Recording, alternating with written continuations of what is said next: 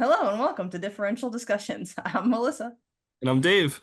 And today we're here with our guest series where we're going to have Vickie Cunningham join us to talk about how super techs, so the laboratorians working the bench, how they're amazing bench techs, bench laboratorians. They're not always super supervisors. So Vickie, welcome. Thank you very much for having me. Vickie, can you tell us a little bit about yourself? Sure. I actually, at this point, I'm retired. I had the wonderful work experience of being able to work in laboratory hospitals, from a 25-bed children's hospital up to a 1,700-bed university research center, and a whole bunch of places in between. Had opportunities to work at the tech level, very basic stuff, all the way up to intense study of hematology and teaching. Did a lot of teaching, and had positions from, as I said, just at the bench level to being an educator in what was actually an MLT program, and then also as a technical director for a hospital. Yeah, so it's just a kind of a hodgepodge of background, and which helped me see how to maybe answer some of the questions of why aren't super techs always super supervisors. Well, you think it would be intuitive that if you're an amazing laboratorian, that you would be an amazing supervisor in the laboratory. Well, you, Dave, and I would include myself, we really truly had great technical training. The universities where we studied, the kinds of clinical rotations that we had, put us in a position where we truly could become world-class technologists, or the medical laboratory scientists. And great technical training will do that if you have someone who's willing to put in the work. However, being a supervisor is not technical, it's relational. So a supervisor is a manager of people, not of getting the work done, not of getting 100% accuracy on your testing process. And I do believe that it requires a lot to be a good supervisor. There has to be study. You have to be able to study it, and then you have to practice it, and then you have to learn from the practice, and then go back and study and practice and learn from the practice.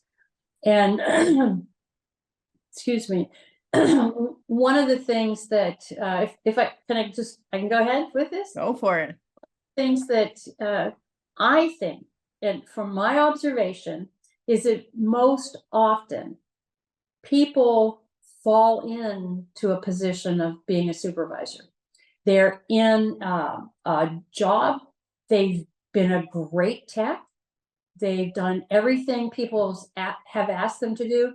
They've done a good job in the past, and so the supervisor position needs to be filled. So what do? They look for somebody who's done a good job in the past, somebody who has the qualifications, and then if that gets presented to the person, there's a couple drivers for a lot of the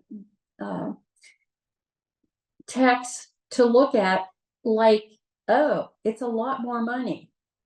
And so often, they'll take the job because it can be a significant increase in money. And the other thing is there's no weekends. At least they think that, that there's no weekends. So it's like those are often the reasons people get into a supervisor position within the laboratory. Now, if that is the case, they're often going to do a poor job. And the poor job is because there's a lack of training, There's probably a lack of support from the people who could enable that person to do a better job, and usually a lack of education. And I mentioned the education piece because MLS programs usually provide an intro to, like they give you some tools. And I don't know exactly what your program was like, but I know that in mine, we had a management course in our program. And it was like a 3-credit management course, as if we were going to be able to know how to be good supervisors from that. And really, truly, all those courses show you is how little you know. That it doesn't give you enough of the tools. And so really, truly, what you need to do is to get actual management coursework. So the thing is, if you really decide that you think you would like to be a supervisor, one of the things that you should do is you should seek other education. And I did this talk several years ago, and I looked up several different universities and that had education programs that really truly were geared for people in technical fields, not just med lab field, but technical fields, helping those people to figure out how to do that transition from being technical to being supervisory candidate. And there's like a bunch of different things. It's like business management, creativity, organizational behavior, and just things like that. But it's like a whole course work, a whole body of information to be able to get. And one of the universities, only one, had a piece that was on conflict resolution. Well, let me tell you, you need that. And I feel like more universities should include that. But the other thing that I'm aware of is that that education piece. Maybe you get a master's degree in it. Maybe it's just a certificate program. But that is the tip of the iceberg. Because if that's where you stop, then you have a whole lot of head knowledge, but not the application. So if I could step in too, to kind of, I just want to step in to echo your point. I just finished my MBA, and so a lot of those courses resonate. And you're right; they taught me these things and these tools.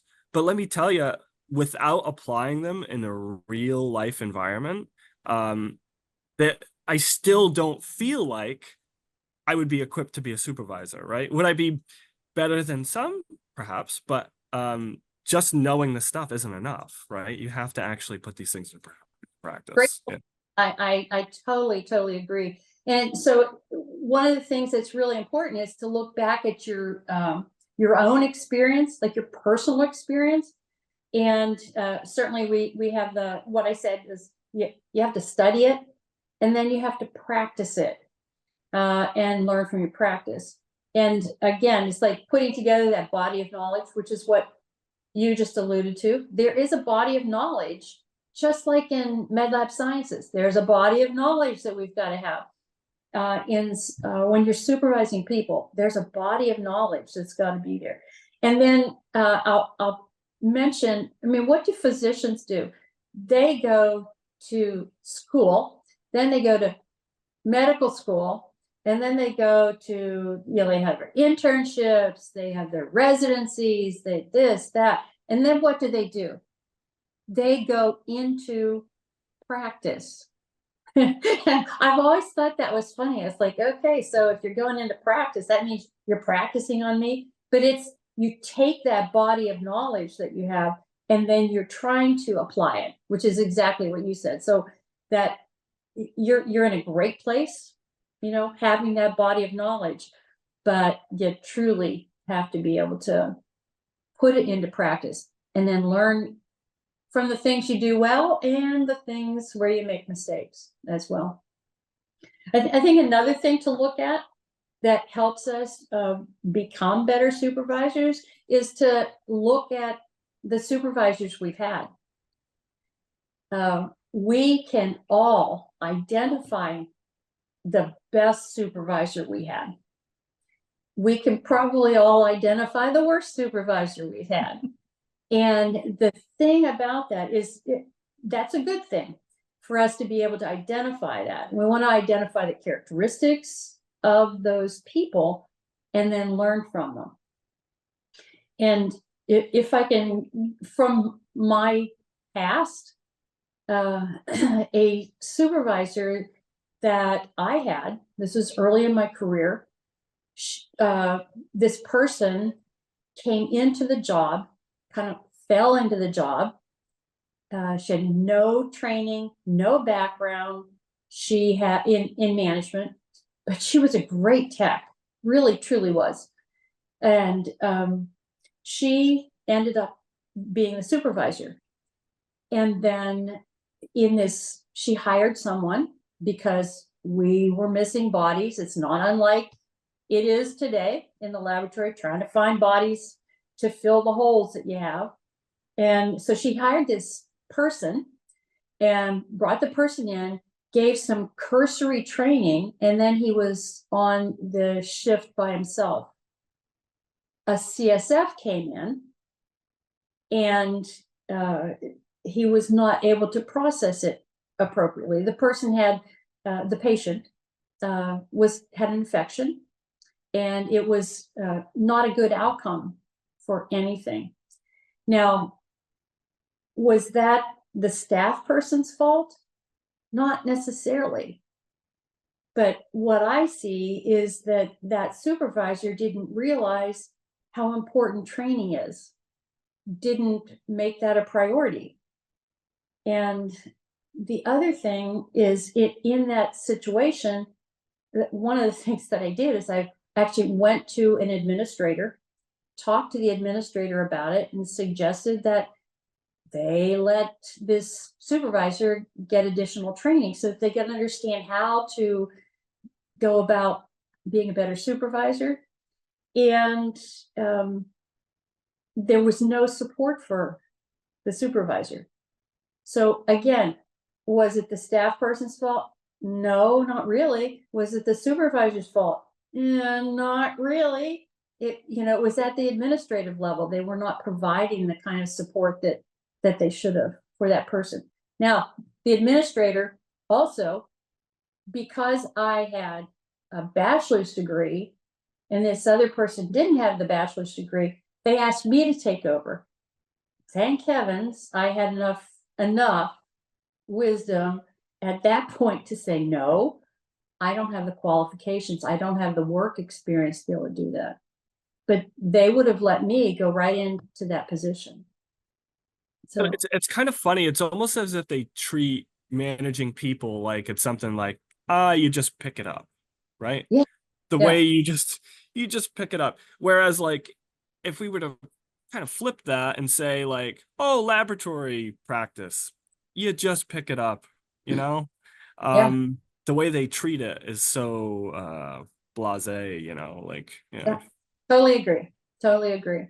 And it's not just that one experience, but I mean, I've seen it multiple times. People who could have been really super at the bench level, just that didn't translate in the relational part. Now, one of the another experience, and I share this partly because it's kind of funny. When I was in grad school, I was like learning from graduate school, all the classes and research I was doing, but I also was getting input from some of these supervisors that were teaching in the classes that I was taking. They would do like guest lecturing, that sort of thing. And this one woman really stood out. She knew her stuff, and her background was in coagulation. And I loved it. And I wanted to have more opportunity to be with her and to learn from her. So I after grad school, I applied to her laboratory and got the job, was hired in. It was great. My training was going great. And I was really happy because I kept thinking how much I was going to learn from her. And like about 6-7 weeks into my work experience there, she made the announcement that she was leaving because she got an offer as tech support for MedLab sales. So, you know, I had to kind of work hard at learning as much as I could from her while I was there in that short little window of time. So it's like, you know, we do know who does a good job. We also can see who doesn't do a good job. And we need to learn from that. We really do. It's sad. You see people getting promoted into incompetence effectively in a way that's strange. Peter principle. You get promoted to your own level of incompetence. And I mean the Peter, I mean there's a book written about it even. So excuse me. So if you want to be a supervisor, I have a few suggestions. The first one I've already said is that you need to make the decision that you want to be a supervisor. It's not that you couldn't develop into a supervisor after you got in there, but it takes a lot of hard work. But if you know and you make that decision prior to, that's great. That's the first step. And then the other thing is pursue the education. You know, find and honestly, people management. You don't have to go to like a school that has the best people management type thing, because that is a universal kind of skill. So there are a lot of places that you could actually go for that. And then certainly the other thing is you really need to look at your personal experience, as we said. And then from that personal experience, you want to be able to practice what you see, and you want to continue to make observations about the people. Any other comments there, Dave or Melissa? We on target? No, I think that's great advice. Yeah, I think it's great. I think we've all seen this before. And you know, I've seen people like awesome techs, they work super hard, they get promoted to supervisor, and maybe they don't do amazing, maybe they do okay, but then they burn out. Oh yeah. They burn out, Vickie, Yeah. because they're trying to get that expertise in real time and like a live fire environment, and then they just run away and they say, I don't want to manage people, and so like people lose good people. Correct. Yeah, and often my take on it is that often you lose the good people because you don't provide the support that they need. And I know that the two of you are wanting to do a talk on mentoring. It behooves us in the laboratory field to do a better job of mentoring. We traditionally do not mentor well. And so that's a problem. So I commend you for wanting to talk about that. I think that would be good. I'd share also that I think that once you have those pieces that I mentioned, you know, the decision making, you're observing things in pros and cons about supervisors, and you getting some education. As you move into that role, there are a few things that really you need to key on that will get you to that next level, that'll get you to that point where you become the supervisor people want to work for or with, as opposed to just someone who's maintaining status quo or limping along or ready to run out of the room screaming and crying, that sort of thing. And that would be, I think, vision. The other thing is communications or communication, and then discipline. think probably of all those, the discipline is probably the hardest. The vision area is maybe the most complex. There's so many aspects to it, but if we have time, maybe we could break that down. Yeah, let's break it down. Let's see. What do you mean? So vision, I can see, communicate, I can talk. Discipline, I got a stick. Yeah. I can hit Yeah. people. Can we start with the stick? Because I really do think that's the one that people struggle with. So like, even me, so like as a tech with another tech, I can be a little, so if I see you doing something incorrectly, or I should say it a different way. If I see you doing something like negligent, reckless, I can be a bit prickly, right? With someone my equal. I've been in positions where I was supervising like a couple times, and I find it very difficult to be corrective. I don't know the right word for this, but the stick. I find using the stick to be very hard. I don't know if that's the introvert in me. I don't know what that is, but how do you use the stick? There may be some of that introversion in you that causes that, but my experience is that I have observed is that usually people have trouble correcting their colleagues and don't have trouble correcting the people that are beneath them, which is, so it's kind of interesting that you're like that. We'll have to think about that one. Well, Melissa, I thought you were alluding to the fact that, so what is vision? Yes. Yeah, so this is like something I think is important. A lot of it is cerebral. Maybe that's why I like it. I don't know, but there are different kinds of vision. If you want to be a supervisor in a particular institution, you need to realize that that institution has a set mission, vision, and values. That is always going to be there. And you should study that, because if you can't ascribe to that mission, those values, then that's probably not the best place for you to start to be a supervisor. And so there have been a lot of studies made about cultures of institutions, medical or healthcare institutions. And what they talk about is that there are the professed visions and values. There are the observed ones, and then there are the hidden ones.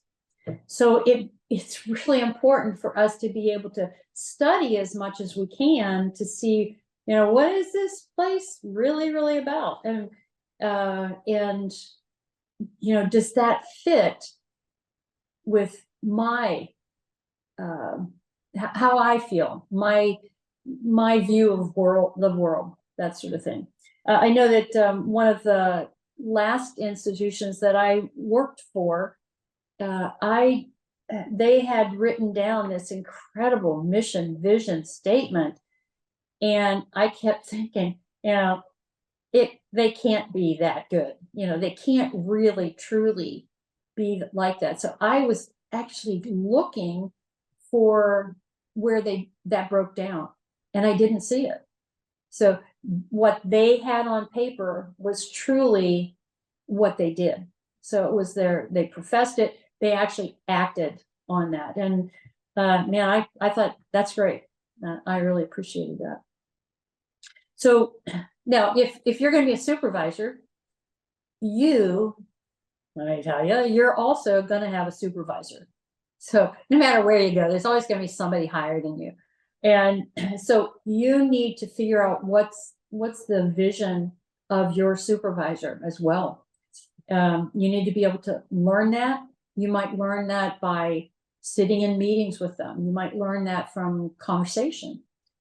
And as you learn that, another decision you need to make is, can I accept that? Can I work with that supervisor? And that because otherwise, if you are going against someone that has a different vision than you do, it's that same feeling of wanting, just want to get away. You don't want to stick it out. So the other thing is that you're going to have staff. If you're a supervisor, there's going to be at least a couple people on your staff, if not 40, 50, 60. And you need to figure out how to share what the vision is, or what your vision, what the institution's vision, what your supervisor's vision is, and you need to engage the staff in that process. There's a lot to say about that. But there's a couple little things that might be helpful to think about. And one is like as you develop the vision, or you figure out how to share it with somebody, you have to have a process. And in that process, you need to find out what is the aim.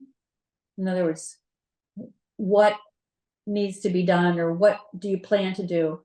And then there has to be a goal, which becomes the result. How am I going to know that I did that? And then there has to be a plan, and that's the how.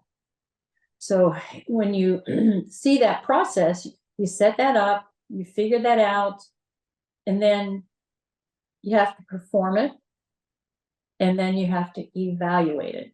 So it's just what I said before. So it's not rocket science. It's you get a plan, you start doing something, then you have to put that in play, and then you have to evaluate that. Then you go back, make the plan better, perform it, evaluate it. It kind of reminds me of I wasn't going to say this, but kind of reminds me of how they used to sell, I think it was VO5 shampoo. They'd say lather, rinse, repeat. So it's like it's the same process. You keep going, and you just get better at it.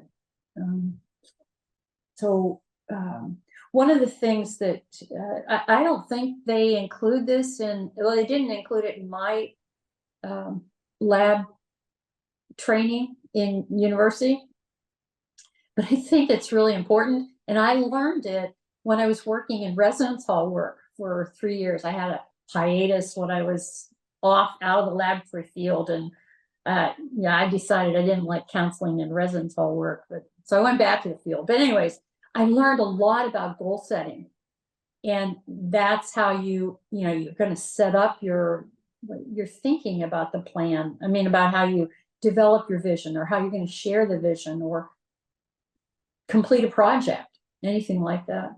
And there are like MARC. Let's call it an acronym. MAR. It has to be measurable. It has to be achievable.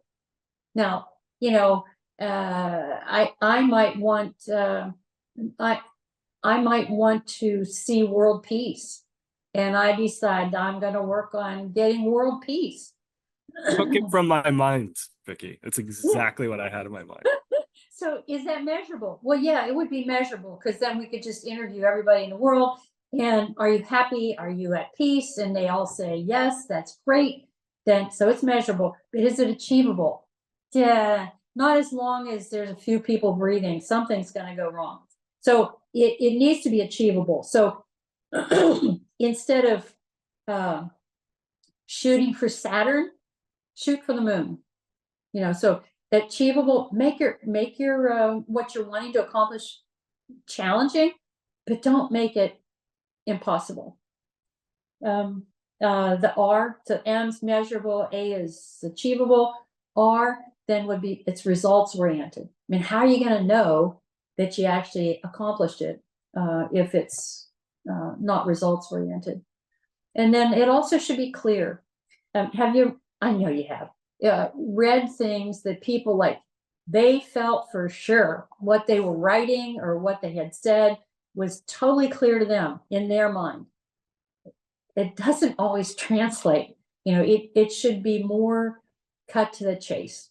That's usually my first need draft. Melissa to, I was gonna say, I need Melissa to review anything like of value that I write. Sure, sure. I get that. And I'm blind to it. I will this was a thing in college where I would write something and I tended to do my work way ahead. I was actually pretty good. I was the anti-procrastinator, even being somewhat of a lazy person inherently, but it yeah, was because it was out of necessity. I would write something and I needed like the night or or period of time, and then you read it and you'd be like, what was I even thinking? I just didn't execute well. But what was my point there? Yeah, that's great. That's great. Yeah, Dave, I'm learning so much about you. It's very love it. I love it. good. So so if you're going to set like this kind of a plan in action sort of thing, I think it's important to understand more about the process. And if you're actually, you get a plan, but then in the performance, you have to be pretty specific about how that's going to go about. And the one of the important things to think about is, like, who's going to be responsible for what? If you break down all the tasks that need to be done, okay, well, who's going to be responsible for this? Who for this? Who for that? It shouldn't all be one person. It shouldn't. The other thing is you need to like kind of that, by when should this be accomplished? Certainly if you're a student in university, your professor is going to say, okay, well, I want this paper by the 20th. It needs to be on my desk by the 20th. Well, if you're doing a project or you're trying to develop a plan, you need to do the same thing. Otherwise, it will just go on and on and on and on and on. It reminds me of like road work, road work up in the Boston area.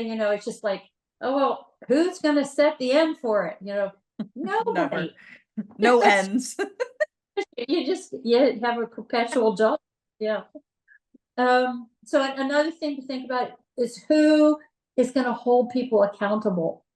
Now, as the supervisor or a technical director, that's probably going to be you. And again, we're going to have to challenge Dave, because Dave's going to have to go back to those people and say, okay, well, you were supposed to have this done by such and such a date. How are you doing? Are you going to make that date? And there was one really huge project that we had when I was the technical director was a regional medical center, about 350 beds. They said 375, but it was more like 350. But what the hospital wanted was for us to be more the administration wanted us to be more of a kind of the beacon for the tri-state area. And one of the things that we thought we could do was become the outpatient draw hub in that area, because it was a fairly rural area, a lot of outlying physicians' offices, but they needed a central place to have blood drawn that wasn't, I don't want to use a name, but wasn't some famous laboratory testing mega place. So what we decided, we were going to develop this patient draw area. So develop a plan of action, go to the staff. What do you think would help? What do you think should, would add to us being successful doing that? Went to the physicians, does this sound like something that would be helpful? And if so, what would you like to see? What would make things smoother and easier for you? We also went to administration and said, hey, we got this idea. Would there be, should we go ahead with this plan? Would there be support for us as we do it? So we were able to draw up, okay, we need a site on campus. We needed easy access for the patients to get in and out. We needed to be able to get them registered. We needed to be able to know what kind of testing the physician wanted ordered. We had to be able to read the handwriting of the physicians. And we had to draw the right tests. We had to know where to send them, how to process it. We needed supplies, anyways, listed like it was a bazillion things that needed to be taken care of. Went back, okay, who's going to take care of this? Who's going to take care of that? And the supervisors that were working with me, that I should say that I got the opportunity to work with, they were super. That honestly, they were great. They were more like a working supervisor. They were on the bench, but they were supervising a small group of techs. So everybody had responsibilities, and sometimes, most of the time, it was in an area of expertise. Not always. Few people had to take some for the team. And then it was like we set dates, timelines. Now you want to be challenging in the timeline. You don't want to drag on like road work. And so we made challenges we set what I thought were pretty challenging dates that we had to accomplish things. But we also knew that we had to move those sometimes. Sometimes we'd get done early. I was like, this is great. Sometimes, oh man, there's no way we're going to hit that date, and we'd have to shift it. So a lot of flexibility had to occur. And then, the who's holding one's accountable, that ended up being me. I was in the job as a technical director at that point, and not working bench, but still working very closely with the supervisors and also the staff. And I'll tell you, of all the things that I did there, that was one of the top 5 accomplishments that we had, because we became like the place for people to go to have laboratory testing done. And we were able to do all the basic kind of laboratory testing. Certainly there were esoteric tests that we ended up sending out to the mega laboratory facilities, but we were like all the CBCs and CMPs and liver function testing and cultures and stuff like that we were able to do. So it increased the revenue for the hospital as well. And I forgot to mention, one of the interesting things too is the interface with people in the hospital. So I mentioned like registration. So we didn't know how to register. So we had to engage with the people in registration. How can we get them to be a part of this as well? We had to have a build out. We had to be assigned by building management an area. And then, okay, well, who's going to build this? And who's going to give us our little cubbies? And how are we going to make it safe? Good airflow, blah, blah, blah. So we were engaging people all through the hospital. Anyways, that went really, really, really well. Happily. When we were finished with that, though, we went through an evaluation. Now, I would venture to say that most of the time when people in the laboratory decide they're going to do this big project, they're very happy to get a big project done. It's like, whew, got that off I can scratch it off my to-do list. That's fine. I'm done. Moving ahead. What's the next thing? And I would say the next thing always has to be evaluate. That loop back around. I'm going to sound like a broken record, but that loop back around of, were all the goals met, and was it done well? What can we correct? How can we do things better in the future? And I just really think that that is often lost, because that's not how we think. I mean, obviously, you guys know my background is hematology, and it's like, I gotta read a differential and I'm gonna struggle on it, and I gotta work really hard to get it perfect. And I want to know every single cell. I want to see what's in those cells, blah, blah, blah, all that sort of stuff. And then, okay, it's done. And I can put that aside. I mean, that's our MO. In management, that's not the MO.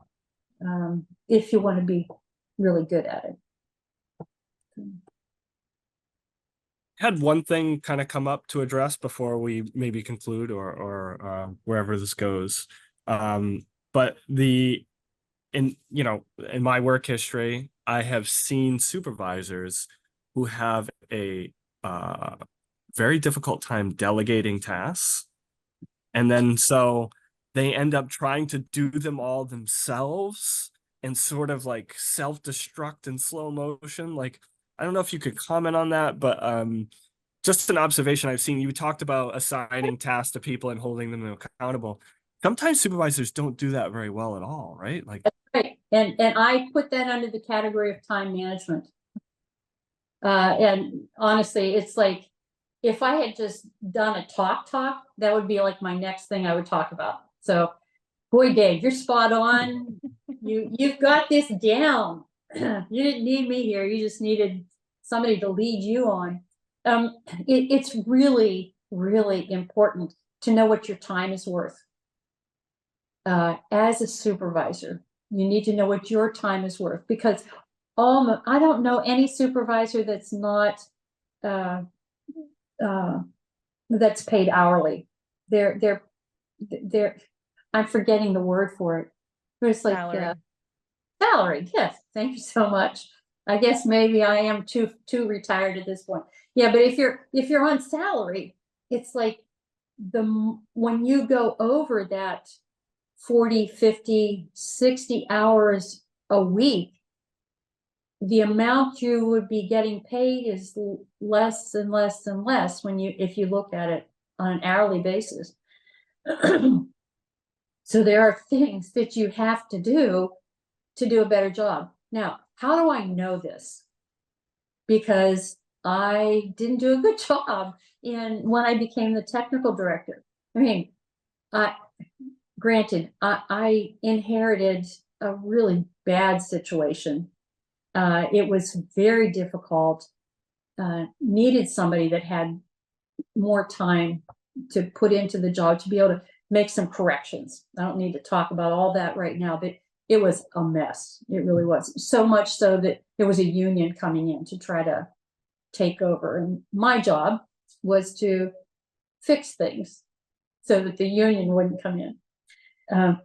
So anyways, I didn't do as good a job as I wish I had in knowing what my time was worth.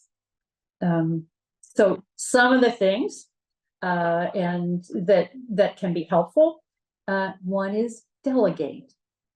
And you need to learn the kinds of things that you can give up.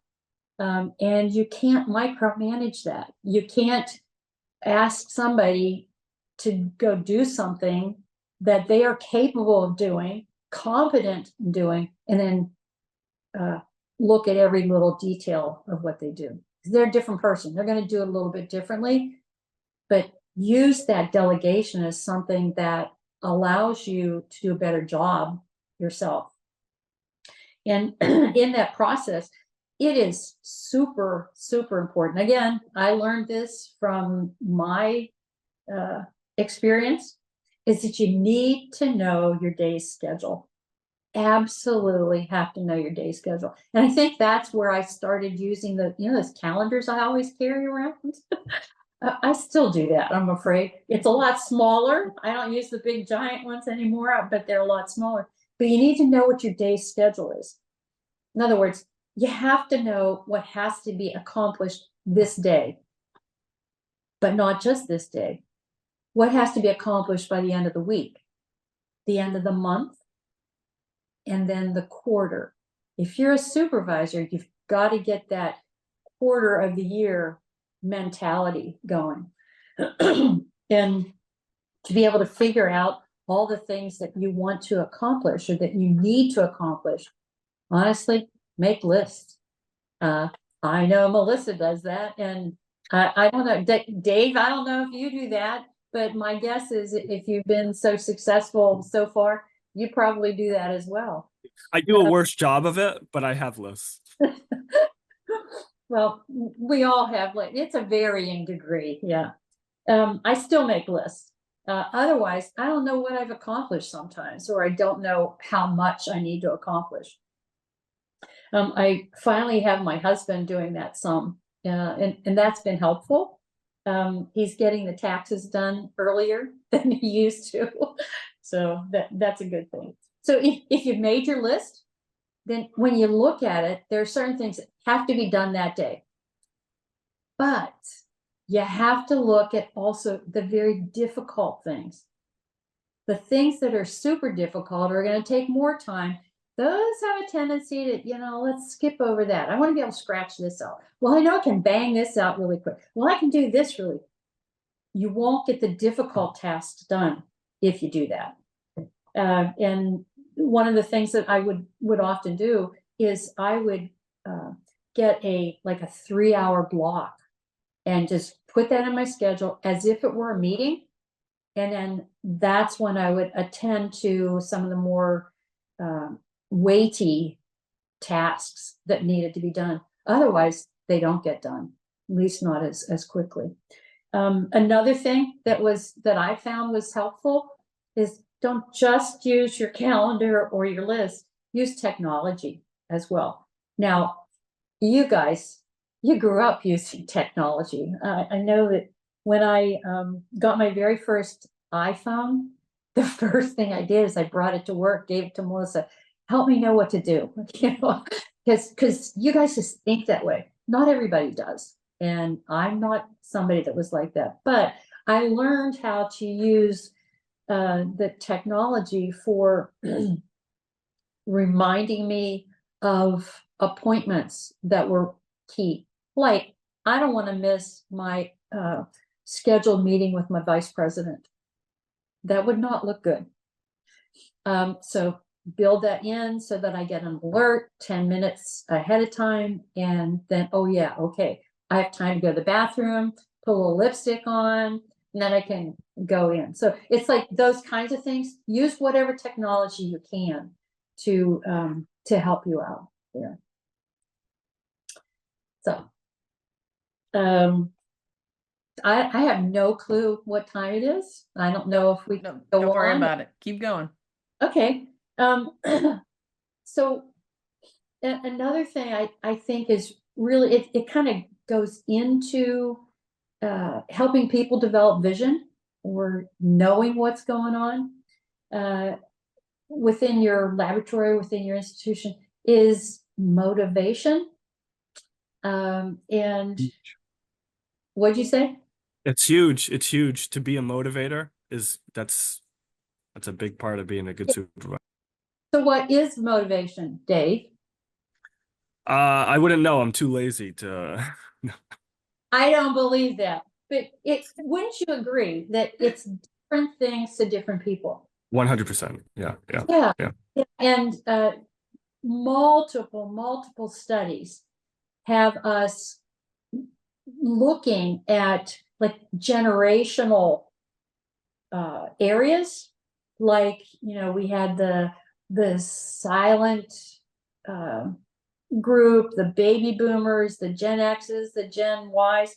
And honestly, since I was in management, there's also Gen Z's, Gen Alphas, and who knows how many more are going to come after that. But it's like everybody in those kind of those categories, they are similar because their history is similar, where they grew up, the kinds of impact, like the people who came after 9/11 never knew the Twin Towers.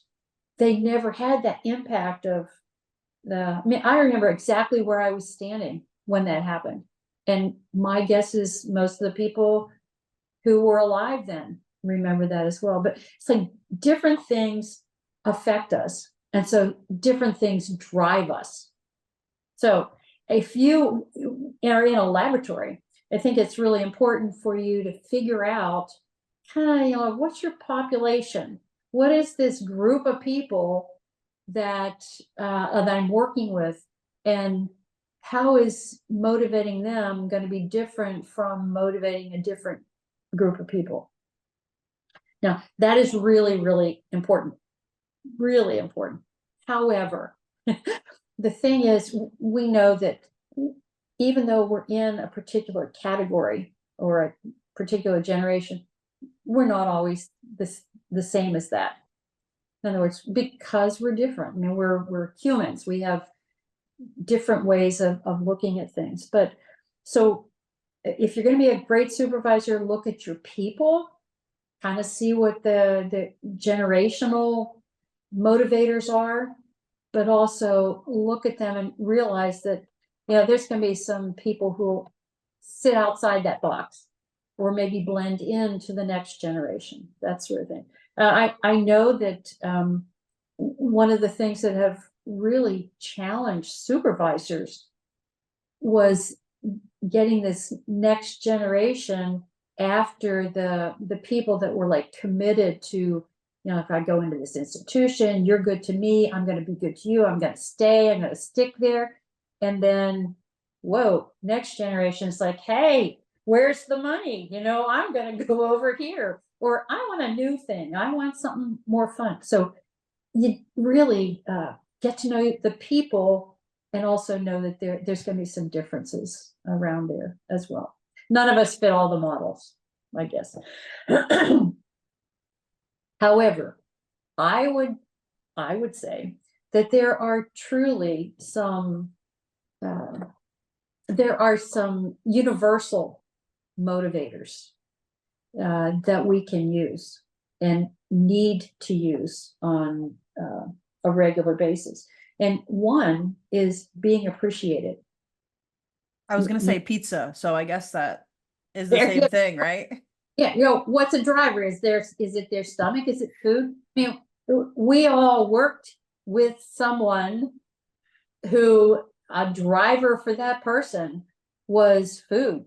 That would make him very happy, was food. So it's not always money. Very often people say, well, show me the money, or, you want to make me happy, you want to make me motivated, pay me more or give me more time off. But it's not always that. You don't have a control over how much money you give people. That's done by HR. I have more to say. Struggle too for a supervisor, isn't it? That's a struggle, because you can recognize employees that are extremely valuable, but it's sort of outside of your hands in most situations, right? As far as financial helping them out, yeah, exactly. So you better appreciate them. You can really appreciate someone. Another thing is getting them involved. There are people who may act, and I've seen this. There's two people in particular I can think of. They were this kind of, I don't know, you'd call them like standoffish. It's like you come to a meeting and they're like,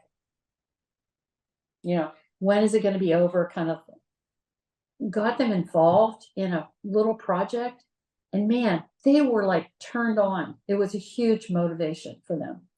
Another thing, being listened to. I know that being listened to, and that doesn't mean just they're saying, oh yeah, oh yeah, oh yeah, but it's taking in what a person's thoughts are or their ideas and thinking about them, and can we do something with this? Well, hey, that's a great idea. Why don't you see if you can process that? What do you need to be able to do that? So you listen to the person and then, get them involved, that sort of thing. And some other things is as you get people involved, you trust them, you know what's going to happen? They're going to trust you more. Yeah. And honestly, being able to lead them, and doing a good job leading. In other words, not just maintaining status quo, but leading people, helping them see that we're accomplishing something. Honestly, that's a huge motivator for a lot of people. And again, people that you wouldn't necessarily think would be people that would want to get engaged. It can really be huge. The other thing would be communication, and good communication, I should say. The time with staff just truly is key. You spend time getting to know them, hearing what they have to say, reflecting comments back to them, that kind of stuff. That really does motivate a lot of people. Again, those are universal. You could take that to I don't know, Harris Teeter grocery store. If you're in management, use those. It's gonna work. So it's not just money. It really isn't. There are, I'm not quite sure if I should go ahead and get into this or not, but when I mentioned leadership, good leadership, it's like there are really truly leadership styles, and being able to know what those are and use those well can help with this overall vision of your laboratory, the direction that you're going.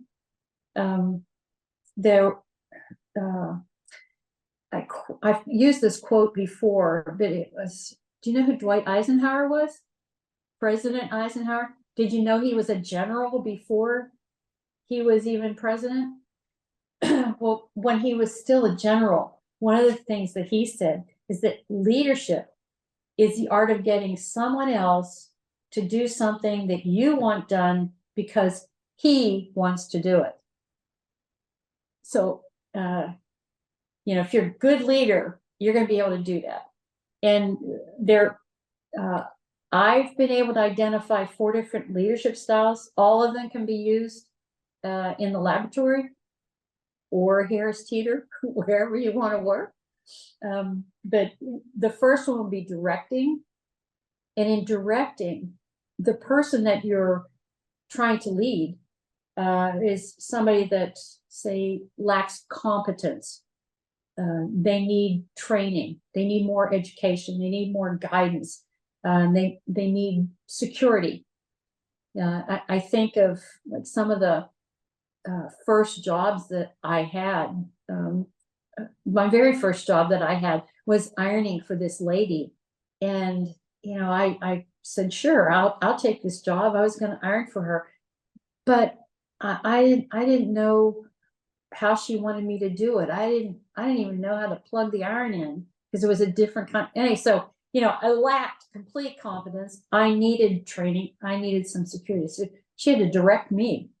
So that directing.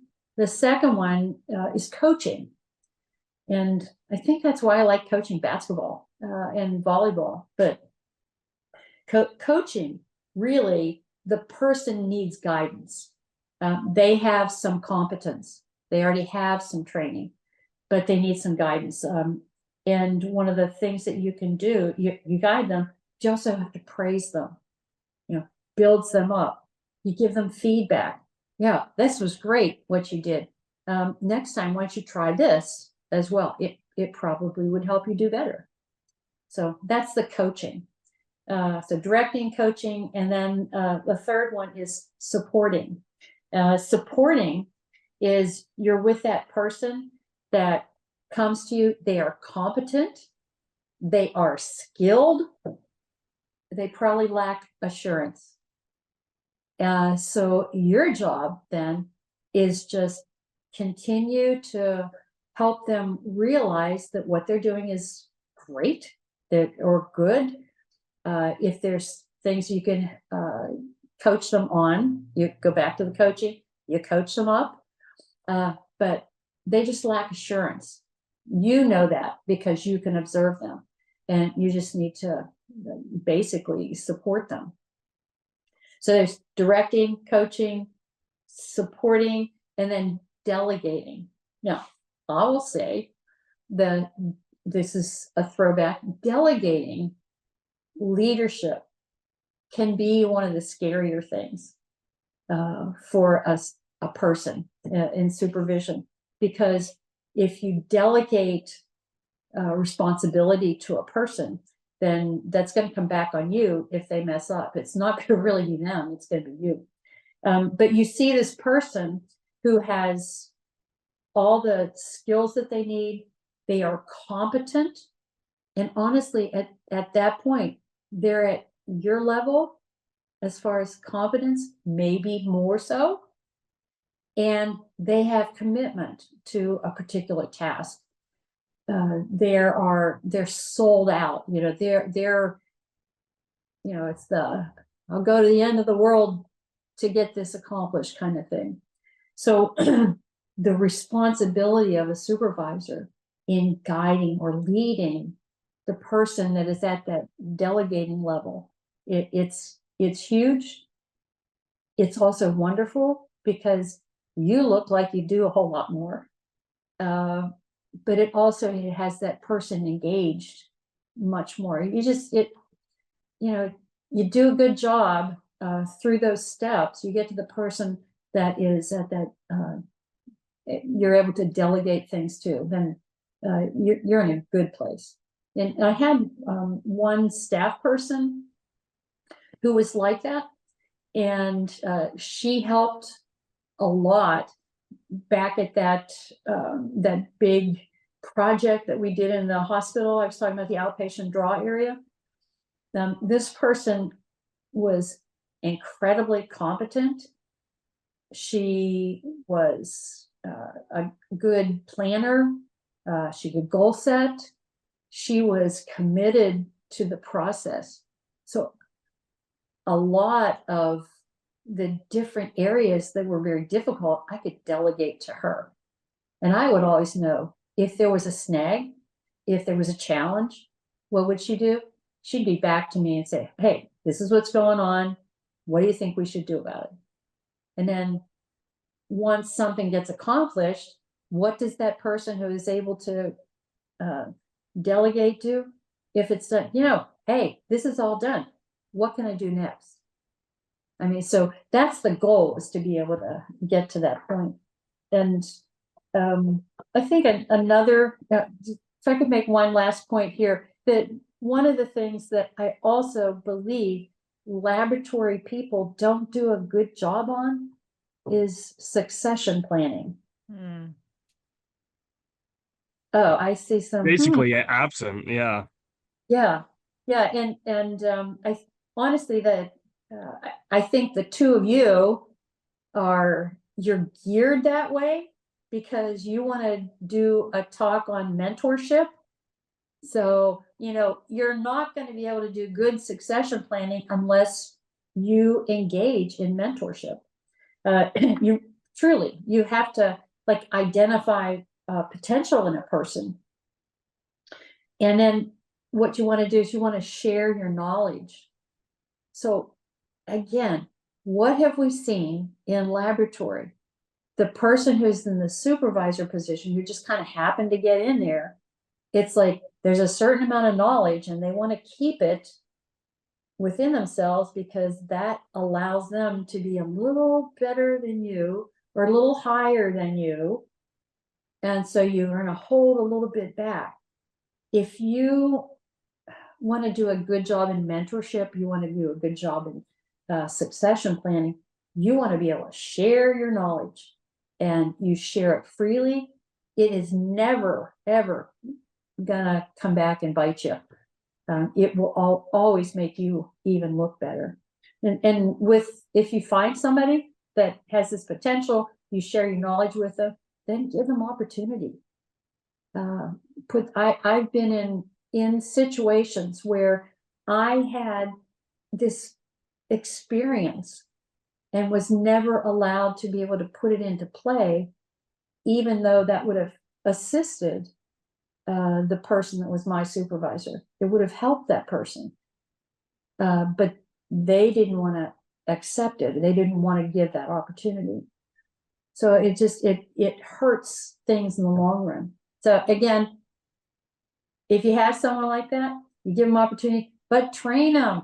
Don't let them hang. Don't let them keep failing, and always challenge them.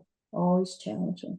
Well, and that can come back to benefit you, because I've, I put a lot of effort into some of the newer laboratorians that were working at the bench when I was, working at the hospital training. And, they become amazing laboratorians, and then they eventually move on. And when they move on, if you guys have a really good relationship, they're going to think of you when other opportunities come up or other things. I've had past students say, oh yeah, you can talk to my former professor, Melissa, here you go. So like I've had other opportunities come up because of the mentorship, because of it wasn't necessarily succession planning, but it was, making sure that I've shared all the knowledge that I had with that person, and they've been like, oh yeah, here, talk to this. So it can only benefit you to have that good relationship and really bring along and coach your employees. Right. I totally agree. The greatness of humanity is cooperation, and it's our intelligence and our capacity to cooperate with one another is, I think, what one of the major things that sets us apart. We should lean into that. Those are both thumb and forefinger, right?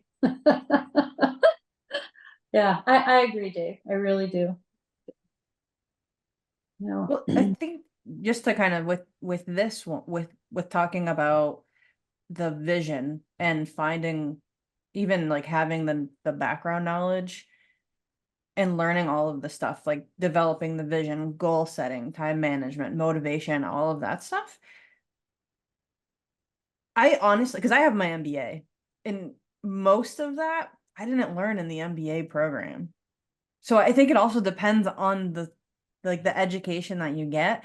Like the time management I learned on my own, and motivation, I have a lot of internal motivation. That's personally me. But like knowing, developing, I'm right now working on getting my project management professional certification, and all of this isn't there. Like I'm learning I'm getting the background theory for all of that for that. But like in MBA in general, I don't remember going over that. Dave, did you go over this kind of stuff? So some of the things that resonated that Vickie brought up, I think were a part of the MBA program. One of them was I did take an organizational behavior class.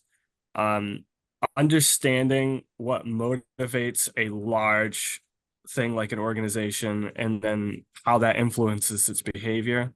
That's important. We work within those structures. But and then I think there were areas of some of the classes that touched on behaviors that were like, but I don't think it structured it well. So I think that's what you're getting at, right? So they may have. Yeah. I also did it a while ago, but I don't. No, you're not wrong. Yeah, you're not wrong. I don't remember. You would remember. But that's what I don't remember them really going over and like saying you need to goal set. You need to.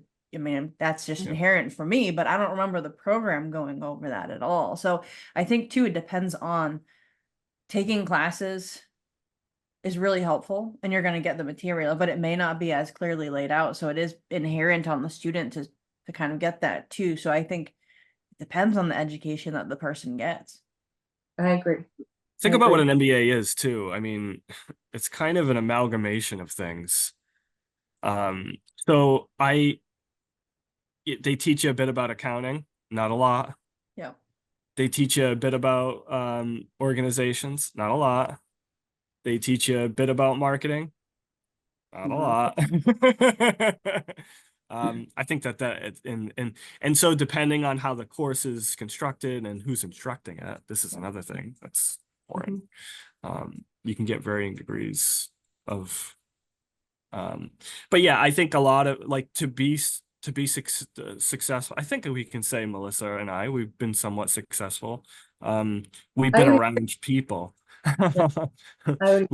we've been around people that mentored us, Mm. you know, that were involved in kind of growing us. And so I think in an informal way, we learned a lot of these things through the school of hard knocks. And Yeah. yeah. Well, again, that's that what I had mentioned before is that you get information, but you have to put it into practice and then evaluate it, come back around, you know, and you are you should be constantly practicing. And that's if you want to be great at it. Now, the two of you, I can't imagine you guys doing anything that's less than stellar. But there are people that are just happy with status quo. And honestly, those are the people that just, you know, like they get in a position, they just maintain things. So again, that it's that decision. Do I want to be that kind of person? Or do I want to make a difference? You know, and I think that's really, I think that's really important. Well, thanks. Thank you very much. I had a blast. Thank you. And everybody else, thanks for listening. Yeah, thanks for your time.